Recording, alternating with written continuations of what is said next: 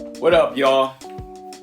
Monday with Mr. Vince here, and I'm actually going to riff off of an episode that I've done recently regarding competition and reflecting on the MoveMakers tournament that just happened, or the battle that just happened, which was really inspirational in so many different ways. One of the things that comes up a lot for me is notions of structural racism and inequality, and maybe more important than inequality is inequity, because I guess in the competition within the professional arena, minorities, blacks, American descendants of slavery are in many ways,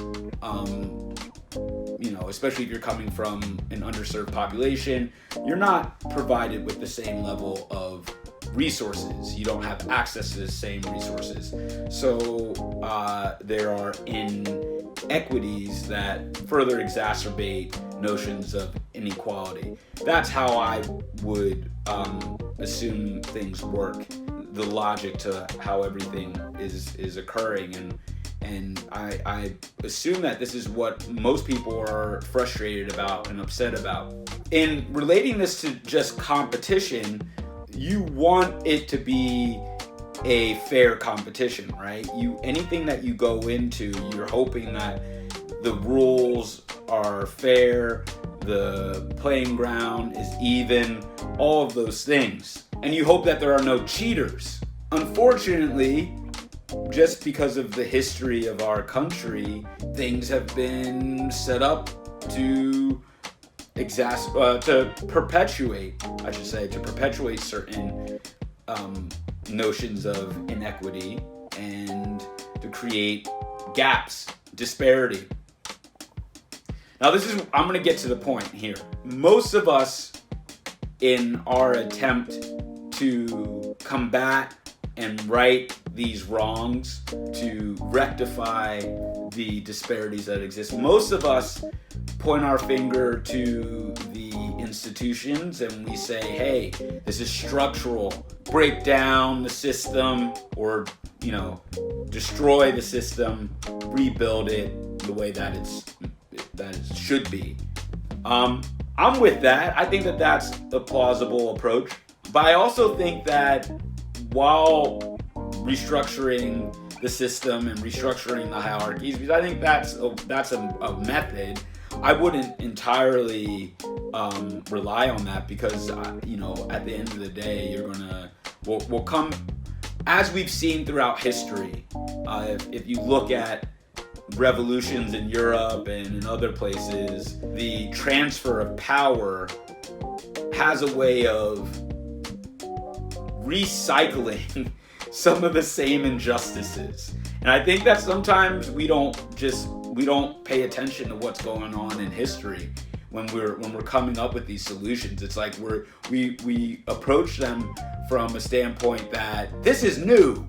And because I'm not a historian, I'm not going to throw out a bunch of examples of how and when this has happened, but I will say that I paid attention in school, and so it makes sense to me that a lot of this stuff has the potential of being cyclical. So with that being said, the thing that I am interested in is how groups of people can take things into their own hands, take their futures, their fate, the possibility for younger generations, take all that stuff into their own hands.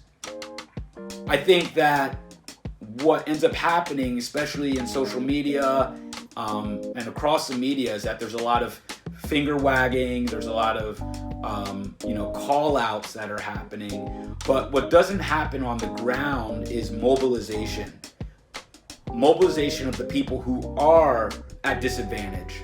And part of that is obviously it has to do with how we're all distracted, and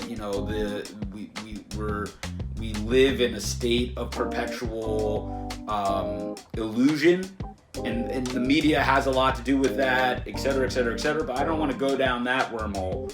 The whole conformist, yada yada, everything that that comes out of propaganda, blah, blah, blah. I don't want to go down that rabbit hole. But what I do want to say is that people who are experiencing disadvantage, there is the possibility to reform your approach. And then there's going to be people who argue against me and say, but those people do not have resources. Those people don't know. They don't have the education. They don't have yada yada.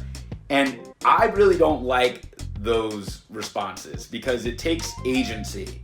It takes agency away from people. You know, there have been so many stories of remarkable people who struggle and who are without, who in some way they find agency, they find determination, they find grit, and they're resourceful, and they get themselves out of their conditions, and they take others with them. That's happening all the time. And I think that if we're not able to appreciate when it does happen, when someone wins against all of the odds, and it is happening, we don't acknowledge it, then I think we do a disservice to human potential. And this is not to say that there's more people who are fighting against oppression by, buckling up their or lacing up their bootstraps or whatever you say, and just going out and just killing it. No, that's not to say that there's more people doing that than there are people who are just kind of stuck and stagnant. I'm not making a claim like that. And I'm not making the claim that it's all up to the individual. But I am making the statement and claim that we should put more responsibility on individuals in what we do. And we should put more responsibility on groups than what we do, versus putting all of the focus on the institutions. The institutions, in my opinion, will move and change much slower than what an individual can, and then what a small unit of people can, and then how that expands into being a larger group. In relating this back to competition, my hope is that people who are disadvantaged become more entrenched within the competition. Pay more attention to the rules of engagement. What makes up this game? What is the game theory, right? We could just use that. What is the game theory? How do we game the system? And part of that is just paying attention to what's really happening. Where are you at? Where am I at? Where are each of us in regards to our positions within this game?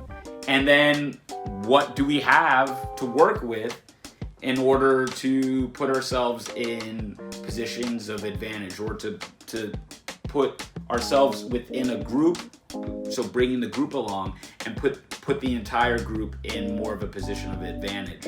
How do we hack the system, if you want to use that language? And there are ways to get this done. It happens all the time.